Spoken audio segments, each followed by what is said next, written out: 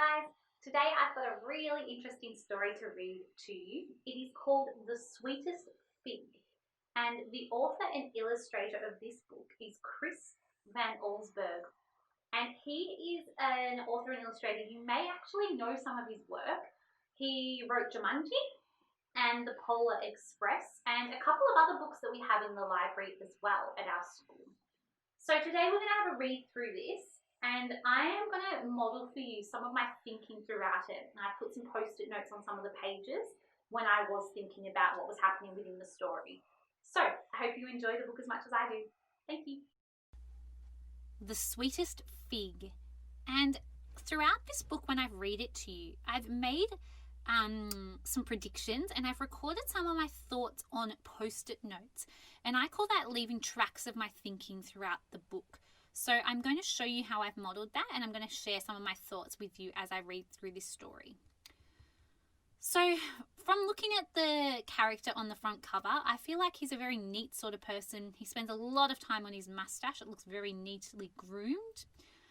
He looks like he's really enjoying and savouring that fig, but I'm not sure what sort of character he might be. I think the illustrator has not been very flattering to him. Maybe he's also a little bit fancy with his bow tie on. So Chris Van Allsburg is the author and illustrator of this book. And as I mentioned to you before, his stories are often quite unusual, and often you have to infer a lot. He also wrote The Polar Express, Jumanji, The Stranger, The Garden of Abdul Ghazazi. All right, let's get started. Monsieur Bibot, the dentist, was a very fussy man. He kept his small apartment as neat and clean as his office. If his dog, Marcel, jumped on the furniture, Bibot was sure to teach him a lesson, except on Bastille Day.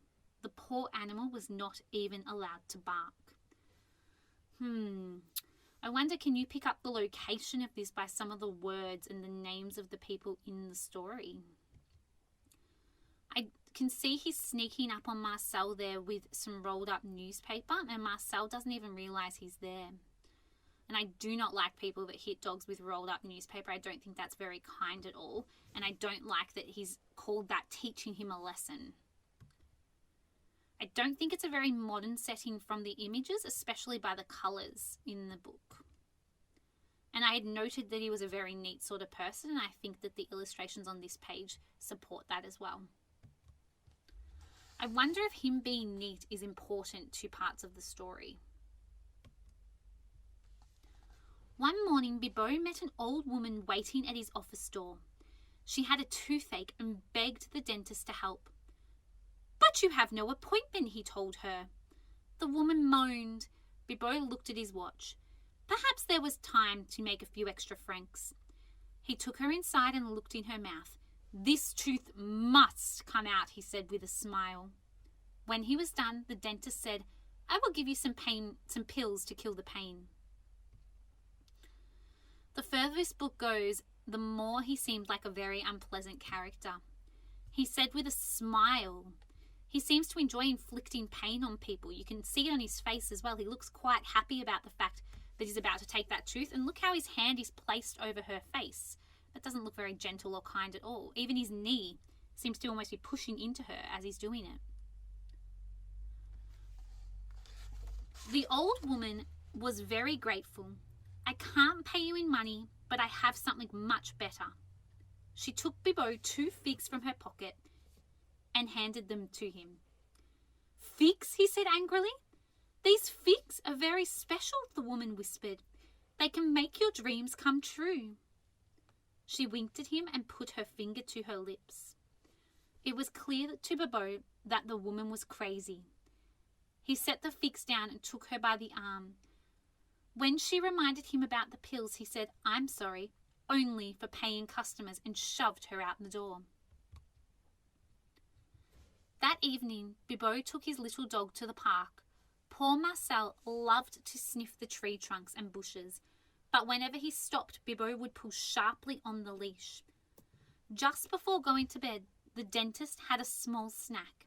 He sat at his dining room table and ate one of the figs the old woman had given him. It was delicious. possibly the finest, sweetest fig he'd ever had.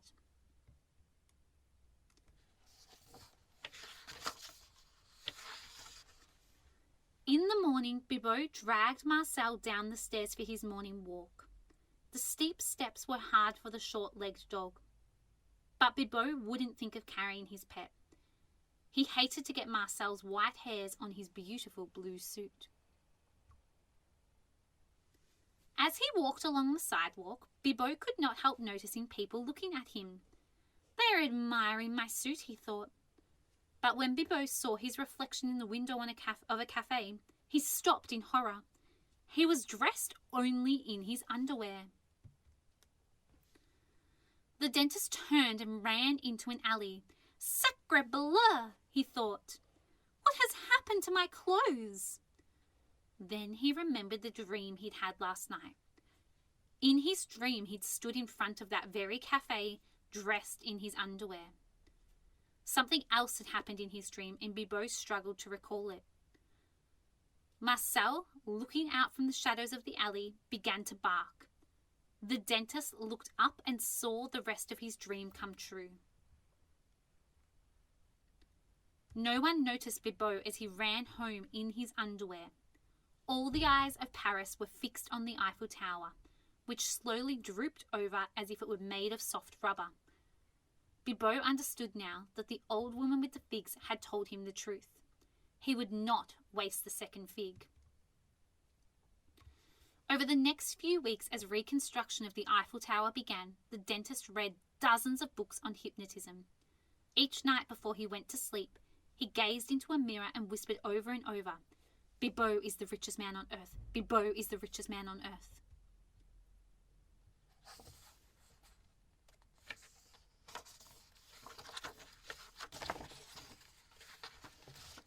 Soon, in his dreams, that's exactly what he was.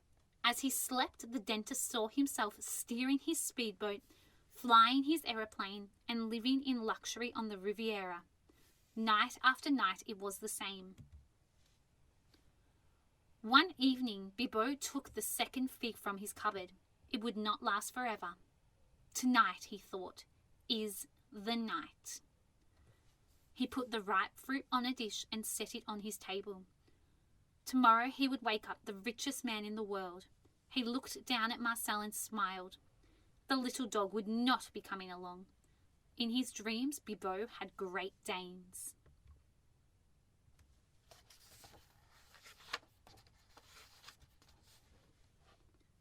As the dentist reached into his cupboard to take out some cheese, he heard the crash of breaking china.